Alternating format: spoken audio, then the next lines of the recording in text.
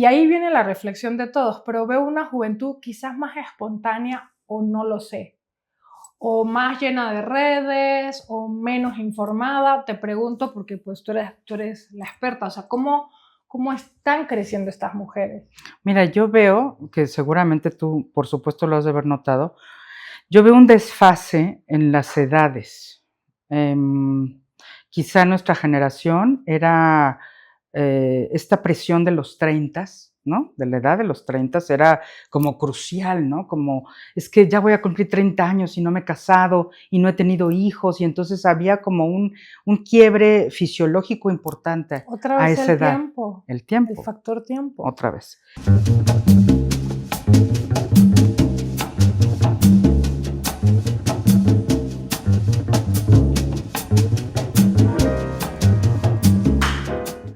Hola Karina, ¿cómo estás? De verdad, muchísimas gracias por venir a mi bodega, a mi programa, este sitio tan de confianza, de encuentro, de pasársela bien, de que nos dejes algo y que nosotros podamos dejarte algo a ti y que la gente pueda escucharte y saber lo que haces y cómo ha sido todo tu proceso profesional.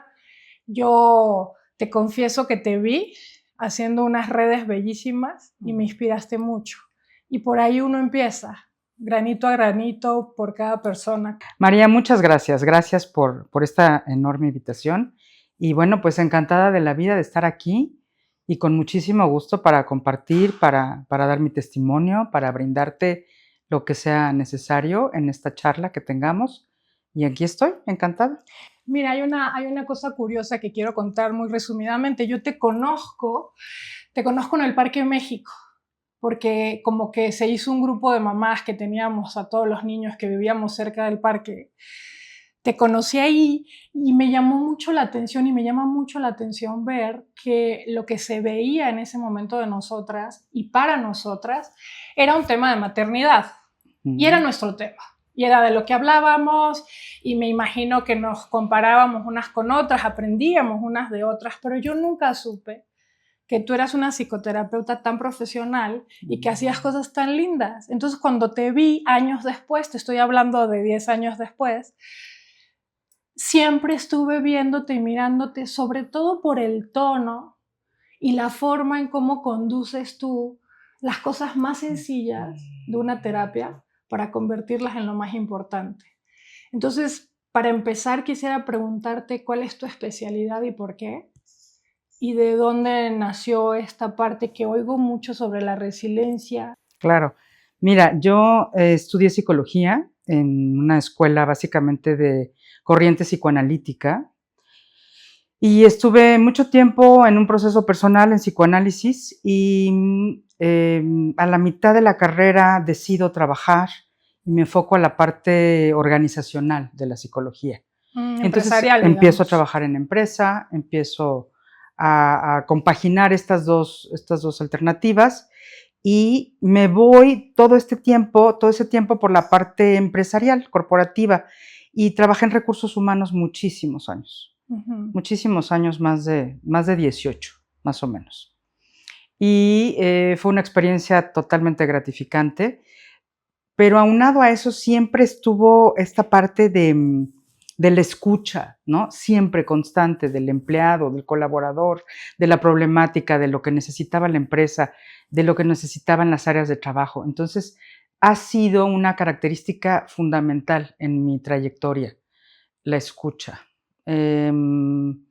Muchos años después salí de esta experiencia laboral, decidí maternar, tengo 2 hijos adolescentes, a los cuales me dediqué en cuerpo y alma todo ese tiempo, pero seguí este gusanito, ¿no? Este gusanito como de, ¿y mi parte profesional dónde está? ¿Qué quiero hacer? ¿Hacia dónde voy? Tomé una especialidad en Gestalt, entonces me fui más por la corriente humanista, que es básicamente con lo que trabajo hoy en día. Y bueno, he tenido otras actualizaciones. Me acabo de certificar como coach profesional y estoy a la par con estas 2 intervenciones, ¿no? Estoy en la práctica privada con pacientes y estoy como coach profesional atendiendo a empresas. Imagínate, yo te quiero hacer preguntas que todos nos hacemos, pero casi nadie se atreve a hacer. ¿Qué diferencia hay entre la psicoterapia y una sesión con una psicóloga? ¿En dónde están las diferencias y cómo es que uno tiene que escoger? Lo que pasa es que la psicoterapia es un trabajo profundo, es un trabajo que requiere de tiempo, de ver de manera integral la problemática, la patología, ¿no? Y el trabajo de una psicóloga, pues es un trabajo totalmente general, ¿no? Uno puede abarcar desde la psicología muchas ramas, ¿no? Sí. Como por ejemplo la educativa, ¿no? La parte de empresa, la parte clínica. Entonces hay como un trabajo mucho más general siendo psicólogo, ¿no? Uno puede abarcar más áreas, pero cuando te especializas en la psicoterapia, pues es específicamente la problemática de la persona a nivel emocional. ¿Y en la psicoterapia uno tiene que irse al pasado siempre? No, para no, retomar, no. O es lo que yo tenía entendido. Claro. Imagínate cómo ignoramos estas especialidades. Claro. Pensé que se trataba mucho de la niñez, de ir entendiendo tu crecimiento, quién eres, cómo eres. O sea, es como ir mucho al pasado y pasar mucho tiempo analizándolo, ¿o no? No necesariamente, depende de la técnica que utilices, ¿no? Ajá. Por supuesto que si trabajas en psicoanálisis, claro, ¿no? Tu base fundamental es el pasado y de ahí partes, ¿no? En el allá y el entonces, ¿no? En el allá y el entonces. Y en el entonces. Claro. Pero hay otras técnicas, hay otras teorías, hay otros autores, ¿no? Que te refieren más al presente, a tu trabajo del día, del hoy, ¿no? Lo que haces en el aquí y en el ahora para enfrentar el futuro. Toco ese tema porque el tiempo es algo que ya a nuestras edades, cuando ya pasas de los 45 años, tú te empiezas a hacer como las preguntas de qué sigue. Me quedan 50 años o 40 o 35, no lo sabemos según la salud de cada uno. Y hay muchísima presión social y en redes de la perfección y de cómo debemos ser y cómo somos. Por eso te preguntaba del tiempo. ¿Y por qué a mí me parece importante? Porque vi un video tuyo donde dices, hoy es el día en donde tenemos que tomar las decisiones y es hoy que tenemos que hacer todo lo que queremos hacer. Entonces, todo esto es lo que nos dicen las redes todo el tiempo y lo que uno cree y lo que uno siente es que uno generalmente está faltando. Y ahí enlazo con otro video tuyo que me encantó que dices, nunca vas a ser suficiente para las personas equivocadas. Entonces, perdóname que me vaya con todos estos temas y uno a la vez, pero es que quiero que me digas cómo culturalmente manejamos las mujeres el tiempo en América Latina, en México, en Venezuela, en Colombia, en Bolivia, y cómo son las exigencias de ese ser profesionales que de repente no queremos ser, a veces somos solo seres humanos. Sí, tenemos el reloj encima, ¿no? El tiempo catapultándonos, ¿no? Constantemente, desde la parte fisiológica, ¿no? Si quieres ser madre, bueno, pues tienes una determinada edad, un tiempo que abarcar, no te puedes pasar, ¿no? Tienes que programarte para que lo logres y puedas llevarlo a cabo. La edad escolar, la edad profesional, el atender al marido, el estar en la casa, sí, son muchas las actividades que hay y nos vamos dejando a un lado, ¿sabes? Como mujeres. Y yo creo que es mucho en función al rol que se juega como mujer en todo el mundo, ¿no? Es como el estar a disposición de los otros, ¿no? Casi siempre. Sí, bueno, sí estoy bien, sí, ahí voy, ahí la llevo, pero ¿qué te ofrezco? ¿No? ¿Ya comiste? ¿Estás bien? ¿Qué te hace falta? Yo te llevo a la escuela, no te preocupes, ¿no? Entonces estamos en función de los demás casi siempre y cuando nos cae el 20 y nos hace sentido, ¿dónde estamos nosotros? ¿No? Es como, y el hoy, ¿no? En este momento han pasado ya, ¿no? 10 años o 15, ¿no? Atendiendo a los demás y te das cuenta que pues, ¿dónde estás tú hoy en este momento de tu vida, ¿no? Parada. Nunca me enseñaron, y creo que no es culpa de nadie, cada quien hace lo que puede, nunca me enseñaron a preguntarme, ¿tú estás bien?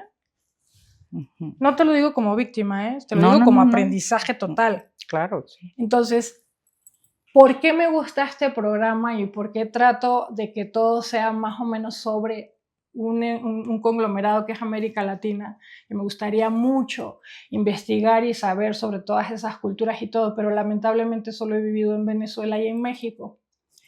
Y cuando las personas nos vamos de nuestro país, tendemos a hacer una cosa súper fuerte, que es criticar al país al que vamos.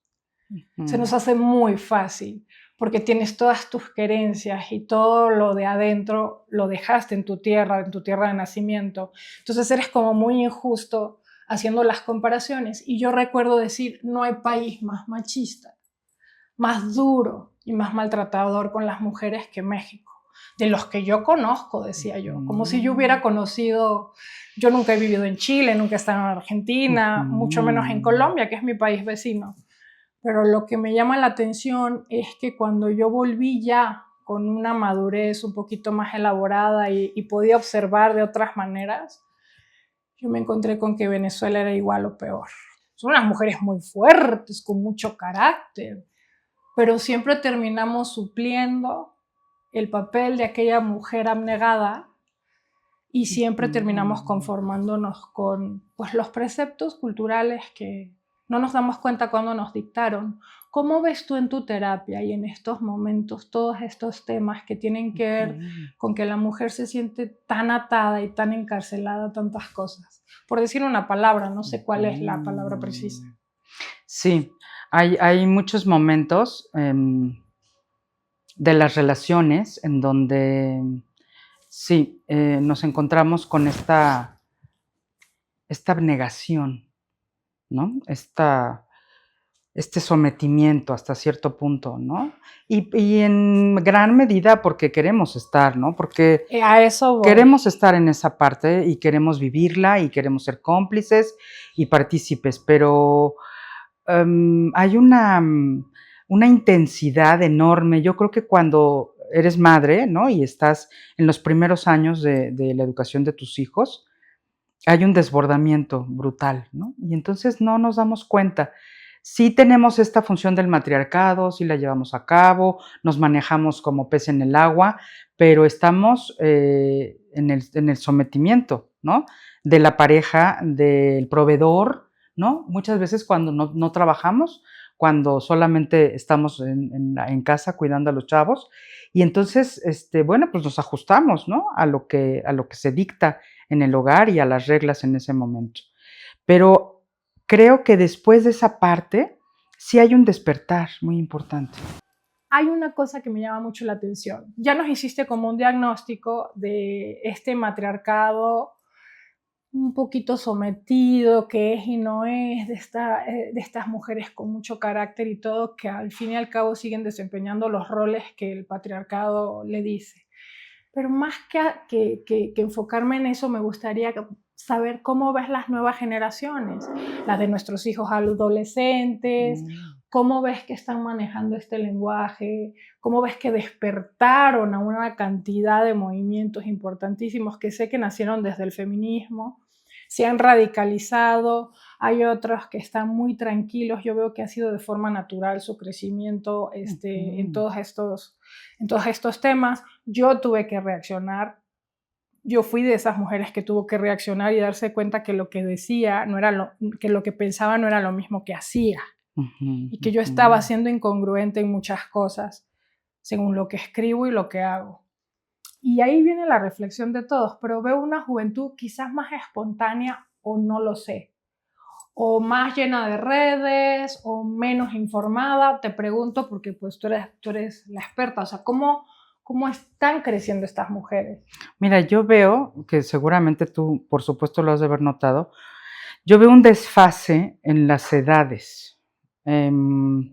Quizá nuestra generación era esta presión de los 30, ¿no? De la edad de los 30 era como crucial, ¿no? Como, es que ya voy a cumplir 30 años y no me he casado y no he tenido hijos, y entonces había como un quiebre fisiológico importante Otra a vez esa el edad. tiempo, El tiempo. el factor tiempo. Otra vez. Y ahora veo a estas generaciones, si no desfasadas, en otro momento, o sea, como si estos 10 años se hubieran detenido. Exacto. Yo tengo la misma sensación. Entonces, estamos en un momento en donde ves chicas o hablas con chicas de 30, 35 años y me da la sensación de que tuvieran 25, ¿no? En mi generación, en mi perspectiva y en mi experiencia. Y entonces, sin esta necesidad o ansiedad, ¿no? De correr esta parte física, ¿no? De establecer una pareja, una relación formal, hijos, o sea, esta necesidad no va por ahí con estas nuevas Pero eso está generaciones. eso tiene sus cosas muy interesantes y muy buenas. Ujú, O ujú, sea, a pesar de que ujú, no tengan esta prisa que teníamos nosotros por vivir y lograr algo, ujú, creo que si los podemos defender y verlo de la mejor manera, ellos están viendo las cosas como para sí mismos, ¿no? ujú, ujú. Que yo he escuchado mucho que dicen que esta generación es una generación de egoístas, que no están hechos para el trabajo y para la lucha. Y ahí vuelvo yo otra vez con mis siempre preguntas. ¿Cuál es la lucha? ¿A dónde le tienen que apostar estos chavos? ¿Qué tienen que lograr? Porque antes eran como cosas muy básicas. Sí. En fin, ¿cómo ves a las mujeres jóvenes hablar del maltrato, de los feminicidios y todas estas cosas que no suceden, que se normalizan tanto? Pues ¿Están enteradas? sí, claro. Sí, veo generaciones mucho más informadas, mucho más comprometidas, Ujú. con con otra perspectiva, ¿sabes? Mi percepción es de mujeres que están muy involucradas con las problemáticas sociales, ¿no? Que antes no era eso, antes eso era del hombre, ¿no? Era o de otro sector, de otro aparato. No era de nuestra burbuja. Sí, no, las mujeres no interveníamos en esos comentarios, ¿no? No entrábamos ahí. Y ahora no, ahora veo mujeres, muy entronas, ¿no? Con muchas ganas de ser protagonistas, de pertenecer, de luchar por la causa, de estar, ¿no? Y además que lo hemos padecido. O sea, sí ha habido un sufrimiento real en donde cuando uno va a denunciar o a proclamar algún problema que hay, pues se encuentra con estas dificultades, ¿no? Y entonces es este choque crucial que te hace eh, reflexionar y darte cuenta que hay que hacer algo, ¿no? Que no podemos quedarnos ahí. Te lo pregunto porque hablando de esa burbuja, de las burbujas donde vivimos muchas veces algunas personas que no nos damos cuenta de todo, aunque analicemos, te pregunto eso de las jóvenes porque la última marcha que yo fui, Ujú. que para mí es cuando empezaron las marchas, era como un gran esfuerzo, hay que planificar, hay que ir en metrobús, o sea, es como un gran acontecimiento en la vida de uno después de los 40. Ujú. Pero lo que yo vi en esta marcha y lo último que vi fue puras chavitas, puras chavitas, puras chavitas, en forma muy natural.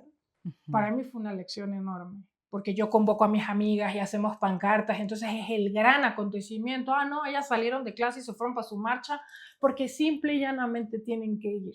Aunque nadie las reciba en el Estado y aunque las personas que dicen defenderlas, que no es nuestro tema de hoy, les cierren las puertas del lugar a donde llegan. Y quería preguntarte una cosa muy íntima que tú ya verás si me cuentas o no, de tu proceso personal aunado a la terapia, a tu profesión y aunado a todos estos mandatos de una nueva era que aunque no lo creas también tenemos que cubrir. Ujú. Es decir, criticamos una cosa, pero las nuevas también son nuevas reglas a las que tenemos que acudir porque tenemos que ser congruentes. Entonces, si me pudieras contar de tu experiencia personal, resumidamente, obvio, en lo Claro, que quieras, claro, claro, cómo es que la psicoterapia te ha hecho salir adelante a ti también. claro, claro, por supuesto, encantada. Pues bueno, yo estuve casada 22 años, ¿no? Que fue un gran tramo de mi vida. Y los últimos 18 totalmente dedicada, ¿no? Al hogar y a mis hijos, y a mi casa, y a mi marido, y al perro, y en fin, ¿no? A toda la la A parafernalia que toda la envuelve, ¿no? parentela. Claro, claro. Y, por muchas decisiones, por muchas consecuencias, se dio esta separación, pero, yo sí estuve muy acompañada. Yo creo que eso fue algo maravilloso. Y Acompañada de familia, de de terapeutas, ¿de qué? muchas, de muchas, de muchos puntos muy, muy importantes. El primero fue, la parte psiquiátrica, ¿no? Porque yo sentía y me percibía que estaba muy mal, ¿no? Muy deprimida, con muchísima ansiedad, con unos brotes tremendos, unas caídas terribles. Estaba yo en el suelo, en el suelo, en el suelo. Y, no encontraba la salida, ¿no? Decía: "¿Pero por dónde, no? ¿Qué hago?". Y afortunadamente, de manera muy, muy cercana, tuve la fortuna de estar con un psiquiatra maravilloso, que me acompañó, digamos, en el primer año de mi proceso, ¿no? Con medicamento, por supuesto, porque lo necesitaba, o sea, era algo muy, muy, valioso para mí, muy importante.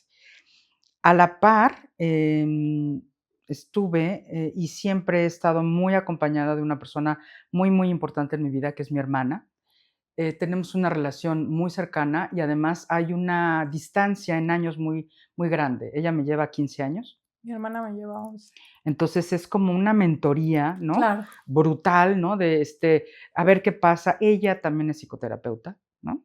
De alguna forma, digamos, seguí la línea que ella seguía y ella es viuda y con 2 hijos, entonces había muchas similitudes y mucho acompañamiento, siempre, mucho apoyo de ella y de mi hermano.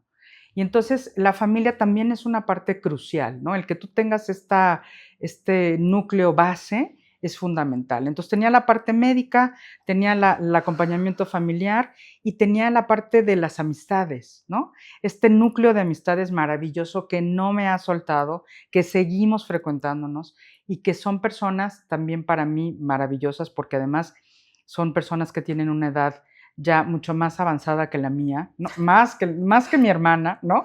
Y entonces han sido para mí guías Me pasa maravillosos mucho en la eso. vida, que son estos faros, ¿no? Que te dicen por acá y haz esto y recurre al otro y de manera incondicional, esa sería la palabra que engloba todo, ¿no?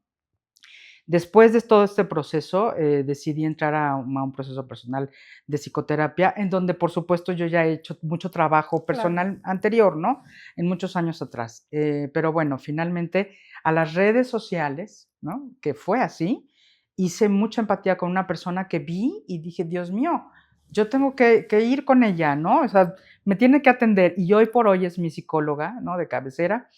Tengo también una supervisora que ve todos mis casos clínicos, entonces estoy como muy Estás en ese mundo todo el acompañada día. todo el tiempo. Pues claro, porque si trabajo con pacientes, ¿no? Tengo que tener esta supervisión de los casos. Tengo coach también de vida. No, no, he sido muy afortunada, muy Sí, afortunada. porque no todo el mundo puede contar con ese privilegio, Es ni correcto, con el tiempo para atenderse. es Es una correcto. maravilla. Y con esta fortuna de contar con verdaderos profesionales. De verdad, ¿eh? O sea, con gente que te dice: "Por supuesto, estoy para apoyarte, lo que necesites, no tienes que pagarme un peso, ¿no? Vamos a darle con todo y trabajar, y ya después vamos a ver la parte económica, ahorita por el momento no". Entonces, sí, muy acompañada en mi proceso. Tengo 2 años de divorciada, salí de ese hoyo profundo en el que estaba, Para em mejor, sientes. 100% para mejor, para mejor. Haz de cuenta que te podría decir que he renacido, soy una mujer Nueva. sí, una mujer nueva, una mujer con muchas expectativas, con muchos planes, con muchas ganas de hacer muchas cosas. El trabajo me ha ayudado muchísimo, ¿no? Tanto el personal como el laboral, ¿no? El salir a la calle y reconocerte y darte cuenta que todo lo que has hecho atrás te sirve, Por supuesto. ¿no? Para lo que estás enfrentando hoy, ¿no? En cualquier situación, el presentarme con algún director de empresa y recordar, ¿no? El trabajo que yo ya había hecho antes y darme cuenta que sí sé la información, que sí puedo manejarla y que sí sigo teniendo estos rasgos importantes, ¿no? De carácter, que son lo que te impulsa, lo que te hace salir adelante, ¿no? ¿Porque alguna vez tuviste el síndrome de impostor? Sí, quizás ¿O por sí. haber maternado tanto tiempo dijiste: "¿Cómo me reenchufo yo a esto? ¿Cómo continúo yo con esto?"? Sí, Seguro son miedos muy fíjate, normales. sí, pero ¿sabes dónde lo tuve más? Cuando decidí divorciarme, ¿no? Porque me sentía como en la nada. Claro. Ahí tenía como el síndrome de impostor en donde, ¿y de verdad lo voy a hacer? ¿Y de verdad voy a poder? ¿Y podré regresar a vivir? Yo ya había vivido sola, ya tenía una independencia hecha, pero el volverlo a retomar y refrescarme y darme cuenta que sí, me costó. Sí, sí, me costó, por supuesto. Pero ha sido valiosísimo, valiosísimo recorrer este camino, porque además es la práctica de todos los días que tengo con mis pacientes, ¿no? Porque de alguna manera hay un obstáculo enorme, ¿no? Que te impide seguir y te das cuenta que tú ya pasaste por ahí, ¿no? O Exacto. hay alguna mentora que ya pasó por ahí y ya Check. sabes, exacto, ya Esto sabes ya ese lo camino. hice, esto ya lo sé hacer. Y puedes guiar, puedes ayudar, acompañar muchísimo mejor a la gente en su proceso. Mira, yo creo que en un espacio como este, que es la bodega, nunca va a haber tiempo para tocar todos los temas que yo quiero tocar, que son siempre muchos. Hago un gran esfuerzo por organizar la conversación, pero la verdad es que nunca sale como se debe y es lo que me gusta de este espacio, que es muy espontáneo. Pero me atrevería a hacerte como una última pregunta, que es una curiosidad muy grande que yo tengo. Si tú pudieras decirme, ¿cuál es el caso más complejo que tú has conocido en tu oficio?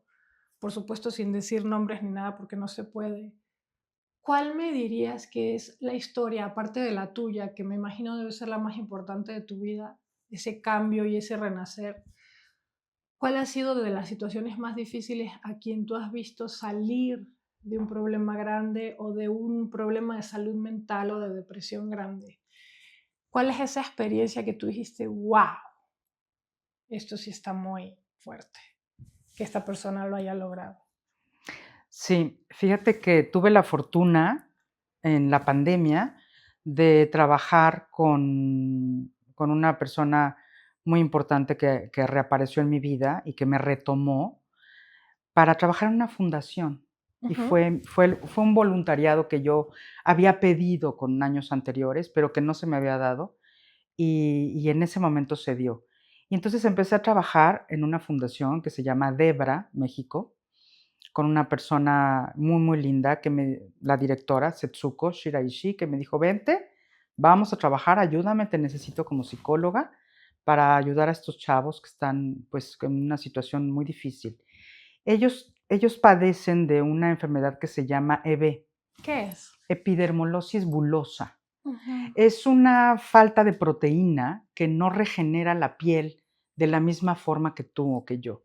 Sí se regenera, pero se tarda muchísimo en regenerar. Entonces, cuando nacen, tienen como manchas rojas, parece como si estuvieran quemados, Uf. ¿sabes? Entonces, la enfermedad tiene todo un proceso muy importante, tiene 4 etapas diferentes y ha sido y fue, esa experiencia me ha marcado, porque la capacidad que tienen para salir adelante, tanto los chicos que tienen la enfermedad como los padres y la familia en conjunto, es sorprendente. ¿La esperanza de vida de ellos desde cuánto? Ha aumentado, han hecho ya medicamentos algunos importantes, pero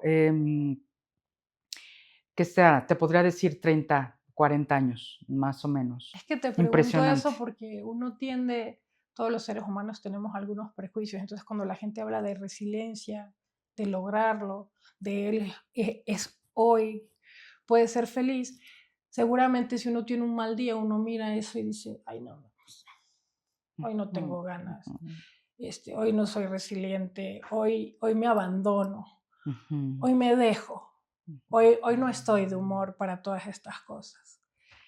Mira, yo creo que el tiempo es muy corto para nosotras dos.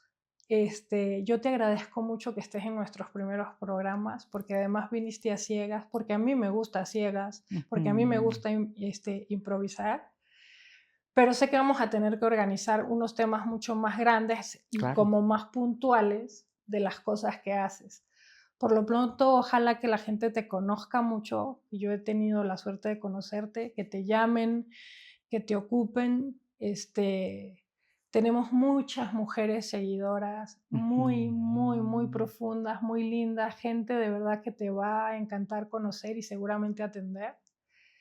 Y nada, agradecerte mucho. No sé si ¿Te gustaría decirnos algo sobre alguna recomendación que darnos? ¿Qué temas te gustaría tratar? ¿Dónde te pueden encontrar? ¿Dónde están tus consultorios, tus redes? Todo Claro, eso. claro, muchas gracias. Mira, doy consulta en híbrido, puede ser Ciudad de México. Con mis redes es, yo creo que muy importante que puedan accesar, @Karina punto psicoterapeuta. Aquí las vamos a poner igual. Es correcto, muchas gracias. Y pues yo creo que lo más significativo de esta plática es seguir, seguir, no parar, Exacto. no parar. Es no parar con el Ujú. tema, aunque nos aburra, aunque sea repetitivo, pero sí creo que la salud mental y cómo aborda la gente los problemas y cómo debe tomar decisiones es lo que más importa en la vida de alguien. Y no estamos diseñados para tomar decisiones, no las sabemos tomar. Ujú, Nos ujú. cuesta mucho. Y yo tengo la suerte también como tú de tener una buena terapia. Y yo a esta persona y a todas las que han pasado por mi vida les agradezco mucho. Pero más te agradezco que hayas venido acá, en confianza, a tomarte tu cafecito, a la bodega. Y por favor, lo que necesites y quien quiera venir a contar su historia, estamos abiertos. Muchísimas gracias, Karina. Búsquenla, Gracias, búsquenla, por favor. muchas Se la gracias van a a ti. pasar muy bien. Gracias, María, encantada de la vida. A ti. Muchas gracias.